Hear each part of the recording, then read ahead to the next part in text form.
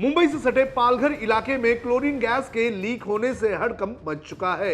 इस गैस के चपेट में आने से एक शख्स की मौत हो गई है और करीब 19 लोग बीमार हो गए हैं, जिनमें से 3 लोगों की हालत अब भी गंभीर बनी हुई है।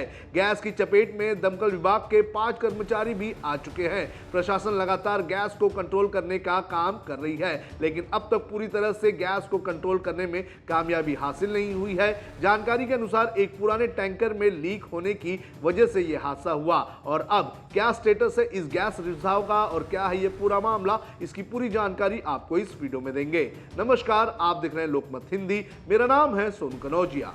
सबसे पहले आपको बताते हैं कि कैसे हुआ गैस रिसाव। जानकारी के अनुसार यह घटना वसई पश्चिम के दीवान मान क्षेत्र की है, जब मंगलवार की देर शाम करीब 4 बजे यहां अचानक लोगों को सांस लेने में दिक्कत होने लगी और इलाके में गैस की वजह से सब धुंधला हो गया। लोगों की तबीयत खराब होने लगी और इलाके में हड़कंप मच गया। मौके पर तुरंत फायर ब्रिगेड को रवाना कर दिया गया और लोगों को वहां से निकालने का काम शुरू कर दिया गया। फायर ब्रिगेड के अलावा एम्बुलेंस को भी मौके पर भेजा गया और लोगों को अस्पताल पहुंचाया गया, लेकिन तब तक हालात गंभीर हो चुके थे और एक शख्स की मौत भी हो चुकी थी। कैसे हुआ यह हादसा, ये भी आपको बता देते हैं। स्थानीय deputy district magistrate Subhash Bagde ने बताया कि यह घटना दोपहर करीब 3:30 बजे दीवानमान शमशान घाट के पास एक पानी की टंकी के पास काम के दौरान हुई। Bagde district disaster management authority के चीफ एग्जीक्यूटिव ऑफिसर भी हैं। उन्होंने कहा कि 10 से 15 साल पुराने क्लोरीन सिलेंडर का वाल्व लीक होने लगा, जिससे आसपास के इलाके में जहरीला धुआं फैल गया। सन सिटी फायर स्टेशन से फायर फाइटर्स को तुरंत मौके पर भेजा गया और लीक को रोकने की कोशिश की गई, लेकिन तब तक कई लोग गैस के संपर्क में आ चुके थे।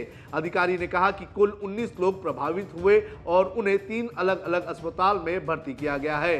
बागड़े ने कहा कि सारी कोशिशों के बावजूद तेज धुएं के संपर्क में आए देव कांतिलाल पादरीवाल की अस्पताल में मौत हो गई। उनकी पत्नी मनीषा का दूसरे अस्पताल में इलाज चल रहा है और इंटेंसिव केयर यूनिट में उनको रखा गया है। उन्होंने कहा कि लोकल फायर स्टेशन इंचार्ज विजय राणे, फायर फाइटर कल्पेश पाटिल और कुणाल पाटिल भी इसमें घायल हुए हैं और ड्राइवर प्रमोद पाटिल और सचिन मोरे का भी अस्पताल में इलाज चल रहा है। मोरे को अस्पताल में एडमिट करने के बाद कुछ वक्त बाद छुट्टी भी दे दी गई थी।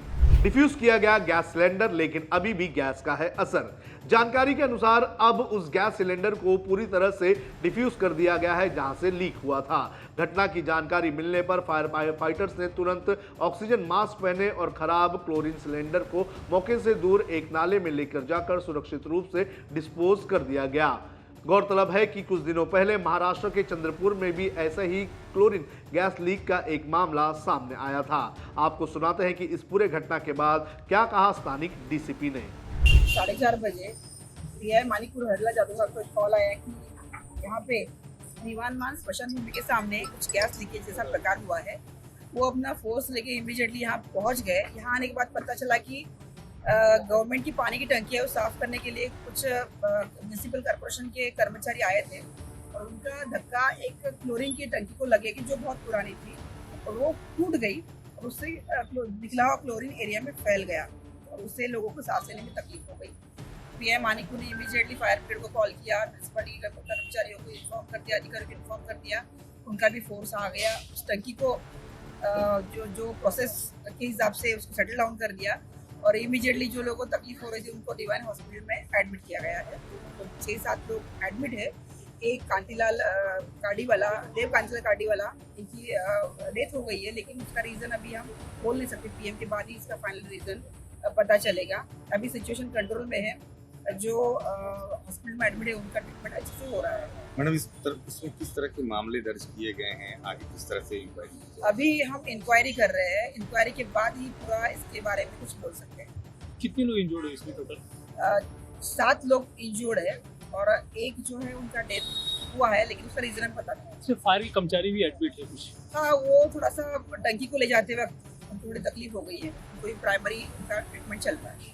आपको बता दें कि फिलहाल उस गैस सिलेंडर को डिफ्यूज तो कर दिया गया है, लेकिन गैस का असर फिलहाल उस इलाके में देखने मिल रहा है और एहतियातन के तौर पर लोगों को सिर्फ सेफ्टी मेजर्स लेने के लिए कहा गया है। जैसे जैसे दिन ढलता जाएगा वैसे वैसे इस गैस का असर और भी कम होने की उम्मीद जताई जा रही है।